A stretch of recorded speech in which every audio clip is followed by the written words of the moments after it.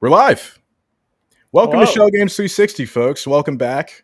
This is the Schell Games live stream where we give you a official look behind the scenes of the studio. I am Mack, your host, and also on occasion web operations manager here at Schell Games. And I'm joined today by none other than Hello, I am Spencer. I am a advanced quality assurance specialist here at Schell Games, and currently the QA lead on Silent Slayer.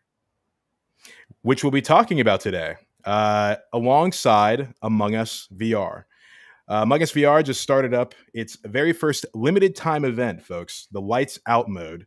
It shakes up the game pretty considerably, so we're going to catch up with some members of the design team that worked on that.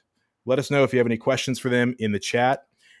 Keep your eyes peeled throughout the stream because we'll be dropping some keys for Among Us VR across a variety of the headsets in the chat. Tell your friends, folks, or don't. Keep them all to yourself. Whatever you want to do there. You should probably tell your friends. They'll be the first come, first serve, so you should act fast on that one. Spencer, what else we got going on? Yeah, in addition to that, like Mac just said, we're talking about Silent Slayer, a brand new trailer debuted last week in the, or not last week, a couple weeks ago, in Rough Talk VR's first ever showcase. So if you didn't catch that, we'll be seeing it again, and then we'll be talking some of the team behind that game to learn some more secrets about vampire slaying. Before we do that, though, we're always looking for ways to improve our stream. So if you have any ideas, please let us know how we're doing, what you'd like to see us discuss during Schell Games 360 live streams, and when you'd like to see us stream by filling out the form that should be popping up in the chat right about now. With all that being said, it's time to get into it. Are you ready, Spencer? Ready. All right. First up, let's talk about Among Us VR's new Lights Out mode. Brian and John are coming on stream right about now. Let's welcome them onto the show. Hello, Brian. Hello, John. Hello. Good to be here. How are you all doing today? Doing great. Sun's shining. Sun's out in Pittsburgh today. Coming in through the big windows. Feels good. Oh, yeah. Well, I agree. Thank you for joining us. Thank you for having us. Yeah, and before we dive into the Lights Out mode, can you guys tell us a little bit about what you do at Schell? Go ahead, BK. Awesome. Hello, everyone. My name's Brian. I am a games engineer here at Schell Games. I've been here for a bit over a year, and I've been working on Among Us VR for that whole time. Hello, I am John. I've been here about 4 years. I'm a game designer. I worked on I Expect You to Die 2 and 3. I do a lot of prototype work in the studio, and I'm working on Among Us VR for, this year live content. I do want to ask before we get started, though, Mac, that hat, where can I get a hat like that? Folks, this is one of Schell Games' best kept secrets. Where can you get an official Schell Games operations hat? The answer is you can't. You can't. It's devastating. It's only it's only given to folks that are part of the Schell Games operations team. But perhaps I can convince my upper staff, my managers, to open it up for the studio at large, and then maybe eventually for the public at home. But before we give away Schell Games operations hats, we're going to be giving away game keys. So again, feel free to look at that chat. Keep your eyes on it because more game keys are coming there. Dragon Lord says we need merch. Well, why don't you go ahead and throw that into the Schell Games official feedback form for Schell Games 360? You got to rep the brand. Got to rep the brand. Exactly. Spencer, you got on though. Spencer and BK both got the memo. I'm out here. I got nothing on. Come on, man.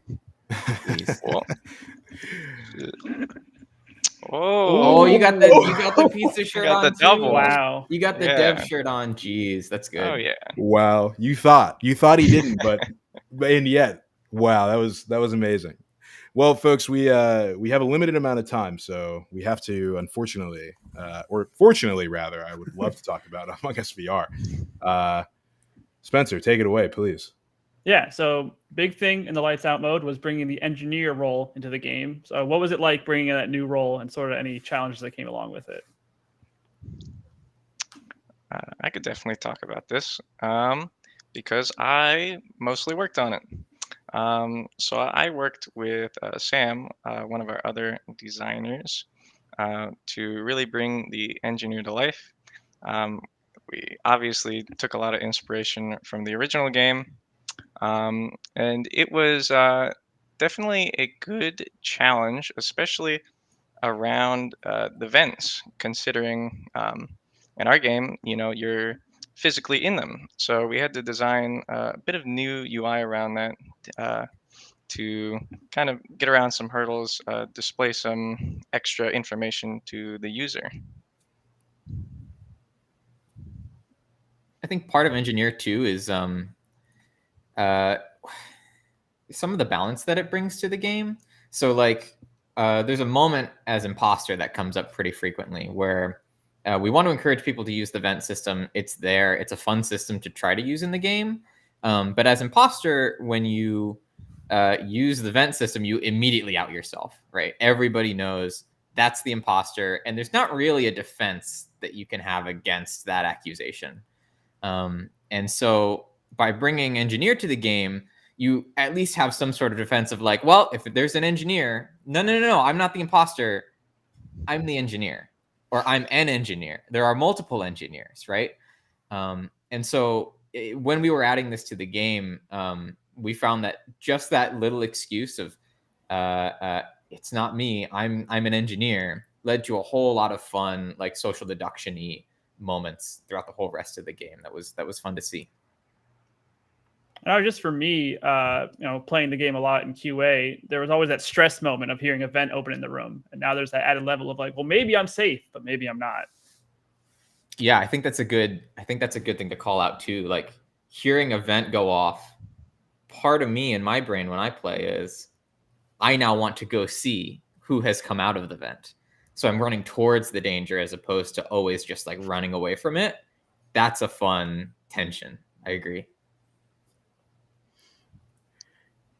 So I'm assuming that there are other important aspects of the lights out mode that come with the lights out mode on top of the engineer. Can you tell us more about those? Yeah. Oh, you can go ahead, BK. Oh, okay. Yeah. Well, I was going to just say, with the lights out mode, obviously, the biggest kind of feature is we kind of just said, oops, all engineers.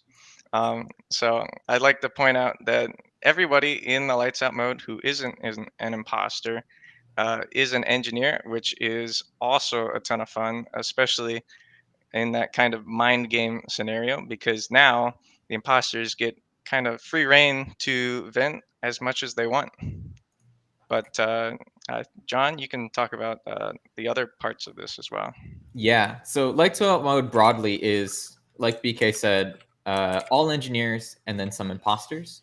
The goal of the mode is play basically normal social deduction among us. But because everybody is an engineer, we sort of up the number of tasks that you need to accomplish for engineers. And every time crewmates accomplish a certain number of tasks, the lights, which are usually very, very dim, will turn up a little bit. So the more tasks you complete, the more engineers can see what's going on the map. But every time an engineer is killed, the lights will go down again. And so there's this neat tug of war that sort of happens between imposters and engineers as engineers are completing tasks and fixing things around the map. Imposters are killing people off, that you can see the lights go up and down and up and down. And you can sort of gauge like we're not doing too well. I need to get a move on these tasks, or like, oh, we're doing pretty well this round. Maybe I'll be a little riskier with my play. So that's kind of how the mode broadly operates, is it's that tug of war that you can see with lights between imposters and engineers. By giving everybody the ability, like the oops all engineers is like an important design decision, I think, because when a new mode comes out, one of the things that I know a couple other designers felt pretty strongly about was like, well, maybe, a lot of the time people will only put one engineer into their normal games of Among Us, because you can play engineer in normal games of Among Us now as well. But if I want to go play that new role, or I want to play that new content, I'm going to hop into a lobby, and then I've got like a 1 in 10 chance of getting assigned engineer. And so I'm going to have to play how many games to get even one shot at playing engineer? That seems like a lot of game time required to experience some of our new content. And so by choosing to make the mode Oops All Engineers, we did a couple things. Number one, we let everybody start playing as engineers. Number two, because everybody gets to play as an engineer, everybody who is in a normal game of Among Us is going to understand what the engineer does better, what their mechanics are, right? They can hop into vents and then hop out of vents again. And so when somebody in a normal game says there's an engineer here, there's less questions about, well, what is an engineer? What does an engineer do? The hope is you've played the mode, you know what the role is. And so we're doing some education as well for the player base on engineer broadly. Yeah, I mean, it sounds like a lot of thought went into it. So besides the making it part, what's your favorite part about the mode, as a player? I think my favorite part is, well, I think it's kind of the overall experience. The game mode in general is faster, it's scarier, it's more engineery. If you can't tell, engineer, definitely my favorite role. No biases whatsoever. I really like the camaraderie that comes from the mode a little bit. So one thing that you might notice in the mode, if you play more than a couple of times, is that because the lights go down every single time somebody is killed, if you see the lights go down and you're with somebody else and they didn't kill anybody, then you know that they're another engineer. Or at the very least, they might be another engineer, and they are not one of the two imposters, right? Said another way, like, they might be safe, especially if they are safe if there's only one imposter, and they might be safe if there's two imposters. And so that allows you to kind of like tag team with other people and start to accuse people in the social deduction way, like work together to figure out who the imposters are. I like that bit of camaraderie that happens, or the like, oh, I was suspecting you this whole time. I've been accusing you this whole time, but actually you're an engineer. I've been wrong this whole time. Oh no, that means we're in trouble, right? Like, we just voted out another guy based on the fact that I thought that you were right? I don't know. It adds a lot of juice to being with another person in the mode. Yeah, I can definitely say from playing it that it is very unsettling when you're like feeling good about things and the lights dim and it's just like, oh, someone somewhere has died. And it definitely adds, just knowing when it happened adds a lot of tension. Yeah, it's like the Hunger Games. At the end of the day, they have like some sound effect or a firework or something. Cannon. It's kind of like that. Yeah.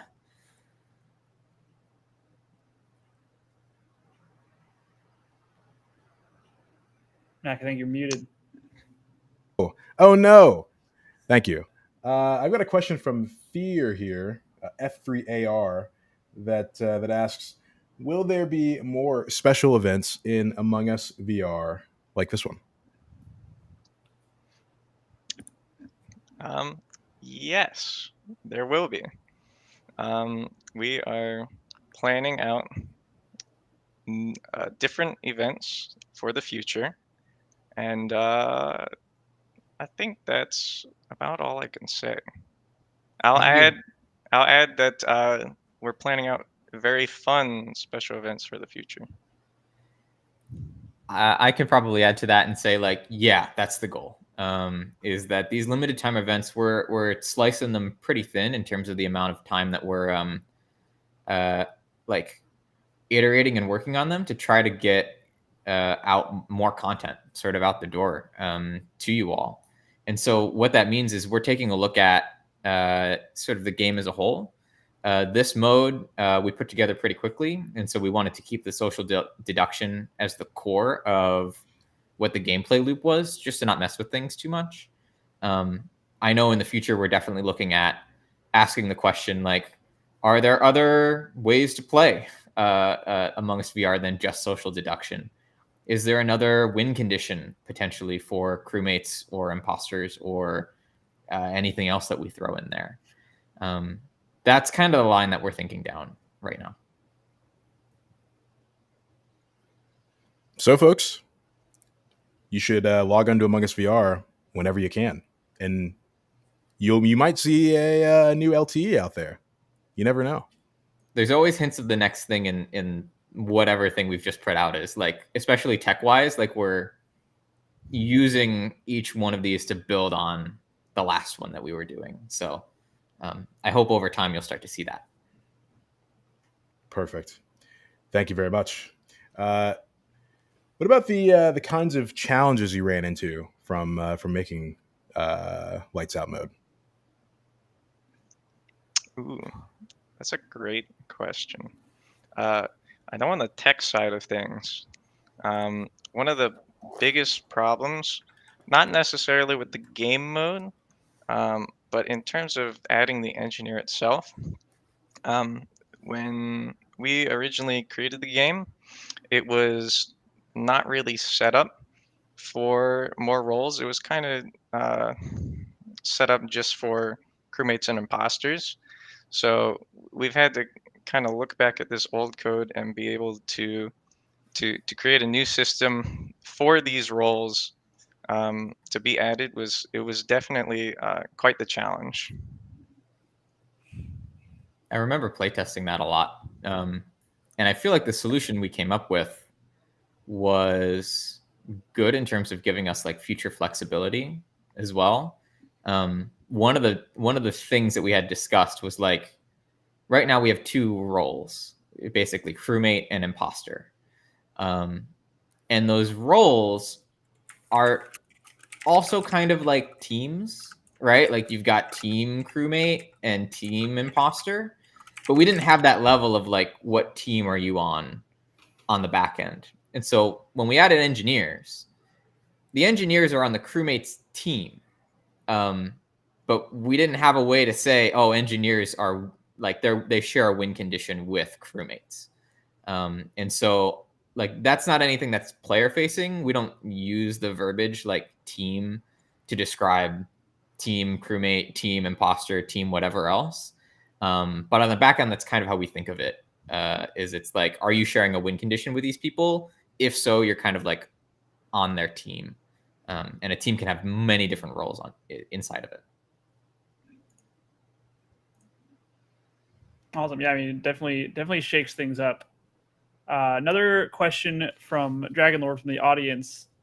This is from Ninja Guy. So is this mode, it's limited time, but is there a chance we see it roll back around? I'll say maybe. There is the chance, especially if the mode is popular enough and the demand is there for this mode to come back. I would also say it could have the chance to come back as a reskin as well. So maybe for a different time of the year, or maybe with new cosmetics and such. Yeah, especially for those popular modes, we might think about re-releasing them, but they need to be popular for us to do that. That's not something I don't think it's something we're looking to do just as default at the moment. The other thing is you'll see we're building on the last ones with each of these. And so you might see similar mechanics or similar iconography or similar, like, things between these modes start to pop up. And so the hope is that and I can't promise anything, but the hope is that, like, if we were to approach Lights Out mode again, we might be able to give it, like, maybe a little of extra spice or a little twist, or do something with it that makes it a little bit different than the last time. You got to keep us on our toes. That's right. That's right. You never know when an imposter is around a corner or an event. So, I am pretty sure that even with lights out mode and even with the introduction of the engineer, that's not the only thing that's new to the game. I'm told that the team has also added a sweet new hat to the game alongside the limited time event, and we've got a trailer for it. So I think we should play it. Let's check it out.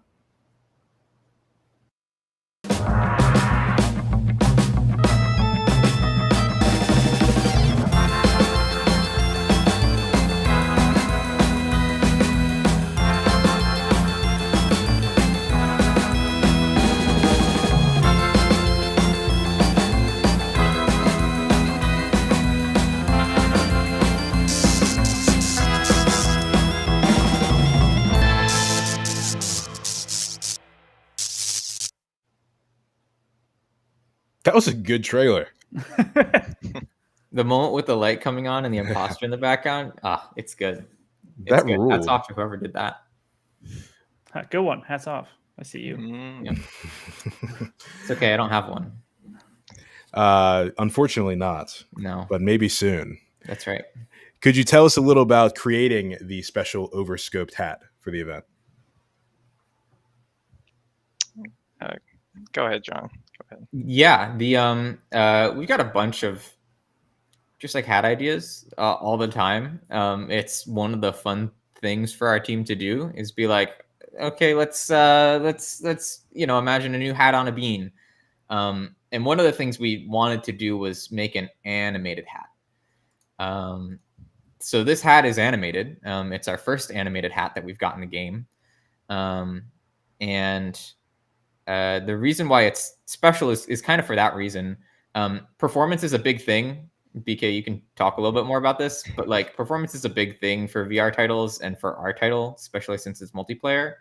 And so the path to finding how to make an animated hat that was performant was tricky. We're using like a vertex shader in order to drive some of the motion. Vertex animation. Yeah. So if you guys don't know, performance is a really big deal. We try and keep the level at like 72 FPS basically at all times. So I was on performance testing for quite a while, and it was funny when the hat first came out. I was like, oh, I don't know if this is gonna, this might, impact performance quite a lot. But thanks to the art team and their specific way of animating this hat, it actually didn't impact performance too much, which meant we could get it out to you guys fairly quickly, which was nice. Yeah, I'll say the first time I saw it like extend at me did give me a little bit of a jump because I did not know it was animated when it first appeared in the build. So, but now it's kind of the one that everyone uses when we're testing, because why wouldn't you? There's a couple spots that I like to stand in the map that it'll like look at things, and so when they're like, "Why are you standing in that corner?" It's like, just wait for it. It's fun. So we've talked about how there'll be, we're going to keep working on LTDs. Is there more plans for hats to go along with them? Ooh, yeah, absolutely. Yeah. They're a big part of like player expression for our game, for the original game and for our game. And so it only makes sense that we'd want to keep supporting that, especially if there's like more ways that we can do stuff like this cheaply and performantly, Always want more hats. Always want more hats. Folks, I think that is wrapping our Among Us VR segment for today, but I can't move on without thanking John Blau and BK for coming on the stream and telling us all about the overscoped hat, as well as the first of hopefully many limited time events for Among Us VR, the Lights Out edition. Thank you so much for coming on. Yeah, thanks so much for having us. Thank you. All right, folks. The Lights Out event is out now, so make sure you check it out today, hopefully using one of those codes in chat. if you're looking for a truly unique experience, we're going to be hosting a Play with the Devs event on February 20th. That's only 4 days from now, where you could play lights out with members of the Among Us VR team who worked on the limited time event. Doesn't that sound amazing? You can find more information on the Among Us VR Discord server. Spencer. And now, yes, let's turn to another game that can get a little spooky, Silent Slayer. Like we mentioned, they debuted their new trailer during the Rough Talk showcase a couple weeks back that showed off a ton of new footage along with commentary from the members of the team. So why don't we take a look at that now?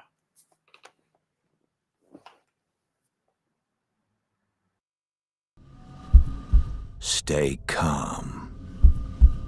Look sharp. Keep silent. Slower. Gently.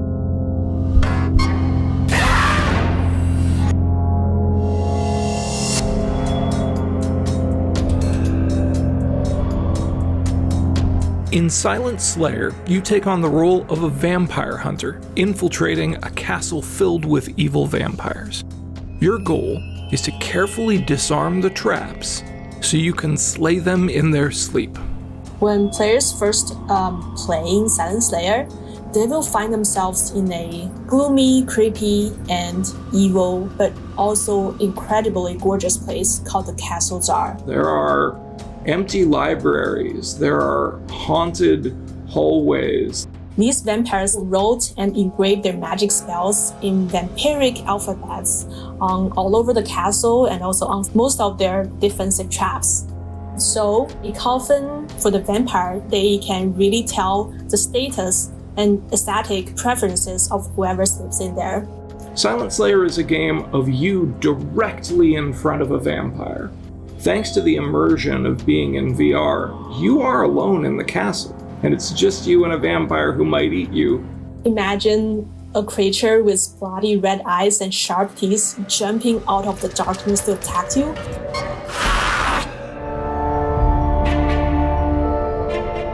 The key aspects of the experience of Silent Slayer are discovery, tension, and overcoming obstacles. Players will face a variety of traps, so you need to be precise and quiet, and any wrong move and you might regret it.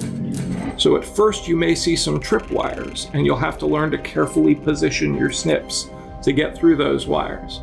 While disarming traps, sound is used to warn a player to tell them how well they're doing.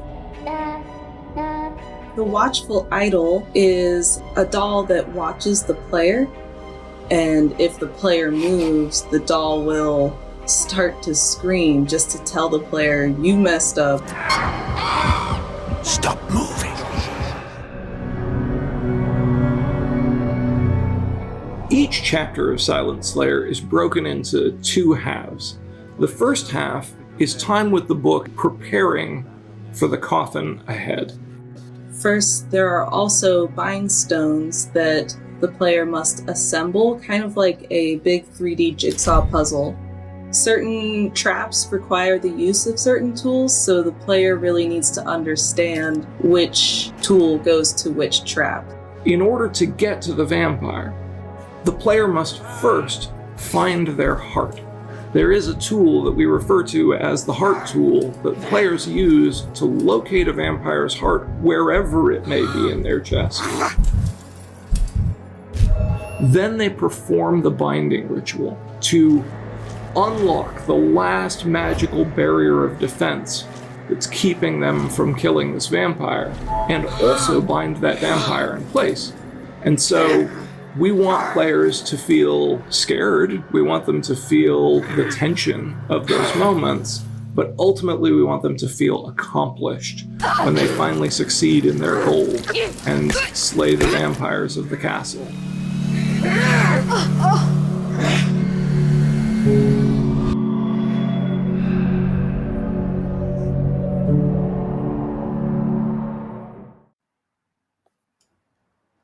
Wow. 2 excellent trailers for the price of, well, nothing, because you're watching this for free. Doesn't on get YouTube. better than that. I think it's time to introduce some folks from the Silent Slayer VR dev team to come on and talk about the game and the trailer and Schell Games in general. Hello, Addie. Hello. Hello, Trace. And hello, Matthew. Welcome to Schell Games 360. As is tradition on Schell Games 360, why don't you introduce yourselves for the audience and tell them a little bit about what you do here at Schell Games. I suppose we'll start this way and go from left to right. All right, I'll go first then. Hello, I'm Addie. I am an advanced game designer here at Schell. I've been at the studio for about 5 years now, and I am a designer on Silent Slayer. Hey everyone, my name's Trace. I've been with the studio about 2.5 years. I'm a game designer as well. Recently, I've worked on projects like Out of Scale, the Kurzgesagt Lab adventure, and most recently, of course, Silent Slayer. Hi, I'm Matt. I'm the project director on Silent Slayer. I'm also the VP of project direction here at Schell Games, so that means I work with other project directors on other projects as well. All right. Well, thank you very much for joining us on the stream today. We've got a lot of questions, both from ourselves as well as the audience to get into. We saw a lot of new stuff in the trailer, including glimpses of a lot of the traps on the vampires' coffins, as well as tools that we're using to disarm them. But first, we have a question that is even more pressing, and it is, Spencer, did you change shirts? I don't know what you're talking about. I've always looked like this. Twinning. Nice shirts, folks. What was I talking about? Vampire coffins, traps, Vampire tools? coffins and traps. Can you tell us a little bit about how you went about designing those traps and those tools? Yeah, I can speak to this one. It was a very collaborative process, but it usually started with a designer. And usually, when thinking about the traps, we would think about the type of gameplay that we wanted to achieve. Usually, it was either precision based or awareness based, so keeping the player aware of their surroundings versus having to be really careful about what they're doing. So we usually thought about whether we wanted to achieve either of those. And then from there, we would think about mechanics that would allow you to achieve either of those. As well as how those things would fit into the world. So once we would kind of think about some ideas around those mechanics and the theming, that's when we would bring in our engineers to ask, like, how would we make this mechanic actually work? And then we would go to our artists and ask, how would this fit into the world, aesthetically even? And so from there, we would just work together and make all of our traps come to life. Yeah, personally, one of my favorite aspects of these traps is how they tie into the personalities of each of the vampires. There's kind of a backstory and lore behind each of the vampires. They all have their own personalities. And we tried to work those into the traps themselves. So you can kind of see, all right, this vampire was the, official torturer of the clan of vampires, for example. So how do we work in? We did a lot of research for this one, for example, on like medieval torture devices. It was pretty interesting stuff for sure. So again, like working those narratives in with all the traps was really, really fun. It seems like regardless of the tool set that players are given from level to level, a lot of the trailer sort of portrayed the game as needing to be precise with your movements. Can you tell us a little bit more about what sorts of movements players would need to make, as well as just in general how movement, or I guess the lack thereof, sort of works into the game? Yeah, I can talk about that a little bit. We do want, it is a little bit different game in that it's not twitchy, it's not fast action. you have to be really precise with your movements. You're doing things like prying open nails, you're hooking little dolls with a hook, and you have to very carefully bring it over to the table. So you have to both be precise in your movements and a little bit patient in your movements. Too much sound is going to wake the vampire up, right? Like, so you have to really be careful what you're doing. And then paired with, we want it to feel physical. So there are things like the hook, like these snips, like the prying. You're in there. You feel like you're using tools. You're even pounding a steak with a hammer at some point, which is very tactile feel to make it feel like you're really in there. And there are a couple instances where we make you kind of lean into the coffin with the tools, and that kind of increases like the tension, right? Because the vampire's face is right there. So that was kind of a fun way to work with those tools. Yeah, I gotta say the hanging doll, I love that thing. I kind of hate it, but I also love it. So Trace mentioned this a little bit with traps for each vampire. As the game goes on, do they evolve in any way, like the traps and challenges as time goes on and you get farther into the castle? Yeah. Each new encounter with the vampires not only have new traps, but new ways that traps you've seen before interact with each other. And I think it provides a great sense of progression to, see these things that you may have worked with before, but arranged in different ways, or set up with another trap so they kind of synergize off each other. These vampires are smart when laying out these tools and traps on their coffins. They don't want you to succeed. So yeah, there's definitely a nice sense of progression in terms of, how those traps evolve over time. And that progression in traps can also show how powerful the vampires are. Like earlier encounters can have more mundane traps, but then later on you can see traps that have magic involved in them too. So that can kind of make it feel like, oh, this vampire is stronger, so they're able to use these more magical elements as well. Yeah, it was interesting to me, and like hats off to Addie and Trace for having to manage this, right? Like you couldn't do some of the things you do in more traditional video games. You can't like add hit points to nails, so nail 2 is tougher, right? You lose those kind of classical game tweaks. So you have to do things. We at one point introduced, I think I talked about this, sympathetic nails. So you pry one and another one starts moving as well. So we had to make like different connections in our head, bring the player along so it wasn't too bizarre, and then find ways to ramp the challenges beyond those classic increase the hit points, increase the number type of tuning. Yeah, it sounds like really creative ways to progress the game along. And then we've talked about the castle and magic and vampires. So like what's going on? Like what is the backstory? Like why are you doing this? Who are you? Sort of stuff. Yeah, I can speak to this one. You as the player are a vampire slayer, and in the world that you're in, there is a clan of vampires that are performing a ritual to gain a lot of power. And so you have been summoned by a magical book so that you can go into the castle where this clan lives and take out the vampires one by one in order to put a stop to this ritual. So that's it at a high level.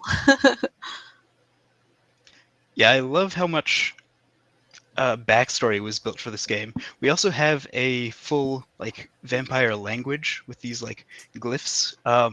So you'll occasionally see messages written in this spooky vampiric language. It's really cool. Yeah, and I know like deep lore is not for every player, but for those that want it, it's there. You'll just have to poke around a little bit. Ninja Guy VR has a couple of questions that I'd like to get to. First one, is this only published by Schell Games or is it also developed? I am happy to say, Ninja Guy, that this is a Schell Games original, developed and published by Schell Games. Ninja Guy also talks about, he says, I call this game Operation with Vampires. How do you guys feel about that? That's an excellent segue. Because it's funny, that comes up internally too, right? I mentioned this a little bit earlier, right? The difficulty of the nails is an example. You can't just add hit points to nails.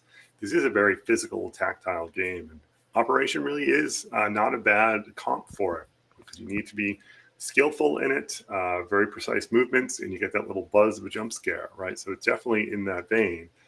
We just take it, to 11 or 12 to really, because you're there, vampires in your face, that whole thing. There's another old game that reminds me of a little bit, Perfection for the old timers, right? It was a puzzle, but it had a timer. So you're trying to place the little puzzle pieces in, but when the timer goes off, it blasts them into your face. So we definitely get some of that kind of experience here as well.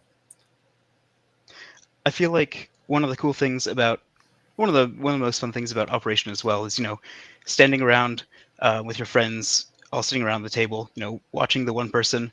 And we found that this is one of the most fun ways to play this game is with a group of friends. Everyone's watching the one person try to maneuver the traps, and then they may get jump scared, and maybe someone else will give it a try. But I love that kind of like collaborative nature of it if you want to go about it that way. So I feel like when people think vampires, I feel like one of the go-tos, especially in games, is Castlevania. Did that, aesthetically or anything, act as any inspiration? Oh, I don't know if I would say directly, but certainly indirectly, right? Like, it was such a classic in the space, just the mood, the atmosphere of the castle. I definitely think we take some of those elements along.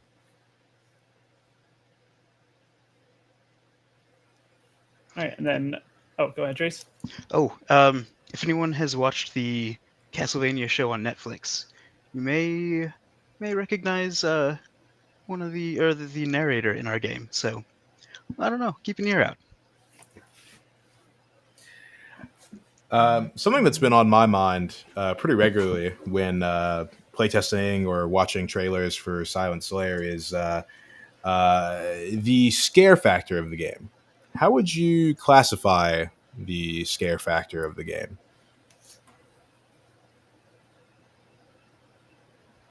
Yeah, I mean, it'll depend a lot on the player. There's definitely some good scares in there. It's funny because we've had a wide range of playtesting results as well. Some people are like, nope, out, too much. Others are like, oh, it was good. Yeah, I got a little scared here and there. So it depends on the type of play you are, depends on the type of experience you want. For us, I felt it was really important to, jump scares are going to happen. You're a player. You've seen this game. You've seen the trailer. Oh, no, the vampire's going to jump at me. Our job as developers is to make you forget about that, right? Get you really focused. Like, if I could just hold on to this doll and get it onto the table just in time. Spiders in my face. They dropped the thing. Oh, the vampire got me. Right? So set up that space where a player can get so absorbed in what they're doing that the thing they know is going to happen, they forget about. And then there's when you get a good jump scare. I don't know, Addie, Trace, other thoughts? Yeah, I mean, other than just the pure jump scares, the amount of tension we have really, ramps up the fear nicely, I find. You may be going against a time limit. You may be, reaching in really close to the vampire. But yeah, we've got a couple of fun ways to really up the tension for sure. Yeah, it's all pretty subtle too. Like, the player doesn't have like a timer in front of their face to tell them you only have this amount of time, or there isn't anything explicitly telling them that they're about to get a jump scare. So it really can get you at times, like what Matt was saying about, like, you might be really into it and then you make one little mistake and all of a sudden a vampire is in your face. I know I've been on this team for a very long time, and the vampires still definitely get me. So it really depends on your tolerance for being jump scared, for sure. I'll just jump in one last quick thing, because Addie mentioned it, and it's a good point, I think, right? Like, another way we have to diverge from other traditional game design choices is we're intentionally not clear sometimes about cause and effect. We keep a little uncertainty because it helps keep that tension up. Now, you don't want to over frustrate the player, but we don't want a very clean ticking clock that once this thing goes off, jump scare happens, right? So give the player a little bit of that uncertainty, just accentuate the scares. We do also have a section of the game where you're putting together these puzzles.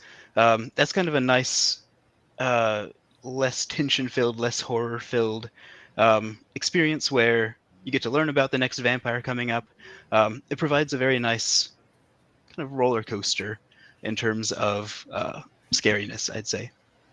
Yeah, that was definitely something that we really wanted to make sure early on was having that pacing, making sure that the players do have those moments of tension and release, and having those moments to do those puzzles and not have to worry about getting scared. I think that really helps as well. So it's not just constantly something to worry about.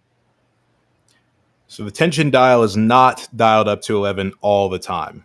That's good to know. It's good to know. Yeah, I think we are running a little low on time, so I'm going to segue out of this, but I really appreciate you all coming on to the show to talk about the game. Your insights, as always, are very, very appreciated. And yeah, Silent Slayer, buy it when it comes out. Yes, thank you again. We like to round out the stream by having a little bit of fun here at Schell Games. We haven't done the Would You Rather in a while, and this month seemed like a good opportunity to do so, considering that we have two games that are a little scary, but in pretty different ways. So let's get some returning guests on here and see what they think about some of these questions that we put together. Welcome back, BK, representing from Among Us VR. You're a little, there's a little bit of a power imbalance here regarding the discussion at hand. So our apologies, but you know what? Perhaps me and Spencer can play Team Among Us here when it comes to these Would You Rather, provide an Among Us VR centered perspective. I don't know. That shirt doesn't look like an Among Us shirt to me. Hold on. Let me switch teams. Yeah, Costume- Mac, ask the costume. question. I'm switching teams. All right. While Spencer switches teams, I'm going to start us off. Would you rather be stuck on a spaceship with imposters from Among Us VR or trapped in a dungeon with vampires from Silent Slayer? Oh, that was such a good sound effect. Now we're ready. Yeah, BK? Ooh. I don't know. Probably the spaceship. You know, I just feel like I have a higher chance of survival there. You can vote them out. You can vote the imposters out. Can't vote the vampires out. That's a good point. What about someone from the Silent Slayer representation? I think I would choose trapped in a dungeon with vampires, because as long as you're quiet, you could just chill there forever. No problems. Just take a little snooze with the vampires. You're good. We've been practicing our vampire slaying for quite a while now, so I feel more confident. And like you know it's a vampire. Imposters, you know, is it a friend? Is it an enemy? Like, who knows? Who knows? Might be a reckless choice, but I would go to space. I always want to go to space, so I'd take the risk. All right. Well, what about next question? Would you rather be the one being scared or do the scaring? Let's start with Trace. That's a good question.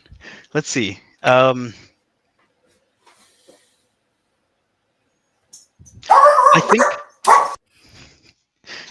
think I would rather be in the scared position, just because in this scenario, I'm choosing to be scared, which means I'm putting myself in like an immersive experience in which I understand that I am being scared. I don't know. It can add a lot to an experience. That's a good question. It's a good question. I'm gonna go with I'm gonna go with be scared. Sure. Be scared? Okay. I'd rather be scared. Really? I don't want to scare anybody. Oh. I can handle it. I can be scared. Be a little terrified. I would definitely go on the scaring side. I will say I do have among the Get it? QA team here at Schell. I have a reputation for venting as the imposter, so I'm a big fan of scaring people and the lights out mode because it's just more venting. Ooh, I don't know. I don't get scared too easily, I'd say, but I think I'd still prefer to be the scarer. Maybe that's why. Maybe it's just, not as fun when you don't get as scared. See, I'm on the opposite end. I scare very easily, so I would prefer to do the scaring. But just try not to be mean about it. I'll make it a fun, lighthearted scare. All right. We got a new question. Do you like watching movies with the lights on or in the dark? And I suppose, I don't know. I feel like we should assign a category here. So let's say horror movies. You lights on or lights off? And we're going to 100% lights start. off. Oh, sorry. With I Mack. jumped in. I was too excited. No, well, thank you. I appreciate it. I thank you. 100% lights out. That's the way. Trace, how do you feel? Are you a horror person? I am, and I'd have to go with lights out. It adds to the experience, I feel. Like, I'm watching this movie to be scared, so, I'm going to do everything I can to improve that experience. You don't enjoy a horror movie out in a park around 4 p.m. on like a projector? I guess I've never tried that, so I can't say for sure, but I'm going to go with no, probably. Okay. Fair enough. Yeah, it doesn't sound like the best venue for a horror movie now that I think about it. Although that is probably how I would experience it. I am not a huge horror person, and I in those movies I feel I scare quite easily. So if I'm going to watch one, perhaps it'll be in direct sunlight. What about you, Addie? Yeah, same as Mac. I'm not a horror movie watcher. And since sitting in the other room is not an option, I'd say with the lights on.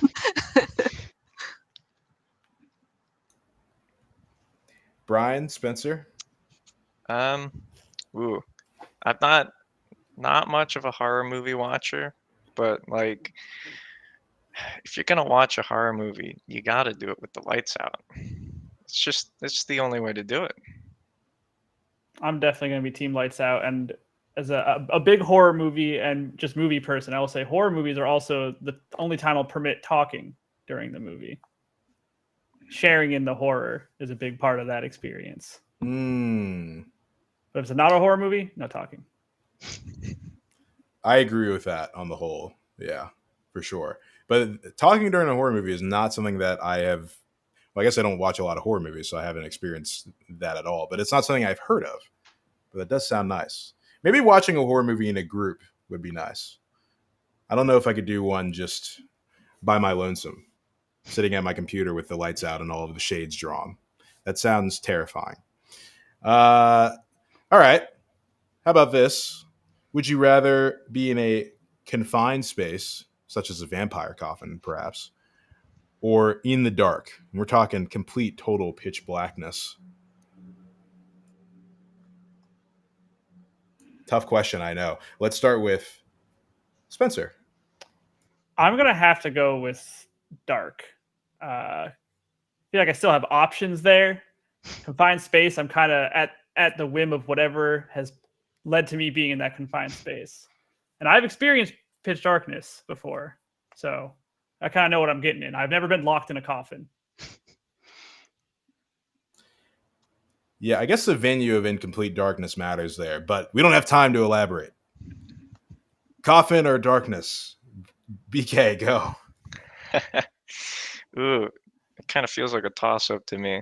I think I'd go with darkness because I could probably just close my eyes and just imagine that it's bright out, Then there's no problem. The power of imagination wins again. I guess there's no way to imagine yourself out of a locked coffin, is there? That's pretty tough. Trace, Addie, Matt, how do you feel? I feel like being in a confined space, such as a locked coffin, like implies darkness in the first place. So It's kind of a 2-for-1 deal there. A The 2-for-1 deal coffin, on the coffin bad has a things. floodlight. The Oh. coffin has a floodlight shining into it. Okay, we're changing things up now. I'd still go with dark, I'd say. Like Spencer said, you got options.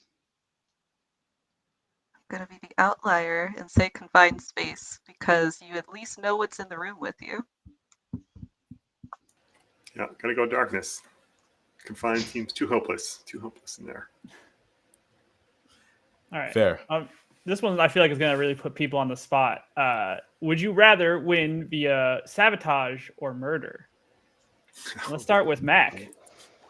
Sabotage, if at all possible. Sabotage implies that maybe I don't have to kill anybody. So if I can win by, like, it's the non-lethal route. You get extra points for non-lethal in most stealth games. So if I can win by sabotaging and getting out of there, doing whatever I got to do. I wonder what does winning mean in this scenario? Like, what's the objective? I need more. You know what? Maybe Mack's what? gonna ponder on this, I think, for the rest of the day. So I am gonna ponder. I got to ponder. I'm gonna mute. Yeah. You Let's go win over to not being Brian. in a coffin. I was gonna say murder, but I think I want to combine them. I kind of want to do winning by killing the person fixing the sabotage at the last second. Just like that last bit of betrayal almost. I think that's my favorite way to win. Trace? Does building a complex Rube Goldberg machine count as sabotage? Because that's what I want to do, no matter what that counts as. I guess it depends on what the machine does at the end. Yeah, I guess if the machine just murders someone, yeah. I'll go with sabotage, though. It feels like there's more intrigue there, All right. Matt? Assuming we're talking about Among Us and not like real life. You can assume whatever you want. I would go with murder. I do think it's kind of fun when you go on one of those murder sprees in Among Us and they finally get to the voting and they're like 3 or 4 corpses. Like, what happened? That's a good moment. And Addie? Yeah, I think I would go with sabotage because you can be a little more creative with it and there's less confrontation involved. All right. I guess to answer myself, I think I would also go sabotage because it is more conniving, and I like to be conniving in Among Us. I finished pondering. I also will vote sabotage. There's more story to be had there, I think. It's harder to write yourself out of a murder than write yourself out of a sabotage. You know what I mean? Does that make sense? Sure. It doesn't have to make sense. We're at the end of the stream. Thank you so much to all of our guests who stuck around, to everyone who tuned in for the stream at any point, to anyone who grabbed a free Among Us VR key. Thank you very much. And for the Schell Games team members that are supporting the stream behind the scenes that made this all possible, thank you so much to everyone. Spencer, can you tell the audience how they can stay informed? Of course. You got to stake that like and subscribe button, hammer it in. Subscribe to all the Schell Games newsletters. Join our Discord to chat about these 2 games and our other products. And of course, we have some appearances at some upcoming events from Schell Games. We're going to be at the Game Developers Conference in March. Silent Slayer will be demoing at PAX East if you're going to be in Boston. And Jesse Schell will be on a podcast about the Deck of Lenses upcoming. Folks, stay informed and give us feedback. We want your feedback. Fill out the Schell Games 360 feedback form. It's coming through the chat right about now. You've been a great audience. It's 2 p.m., our hard stop. We'll see you next time, next Schell Games 360 in March. Please stay tuned to this channel, Schell Games YouTube channel, for more details. Until then, bye, everybody.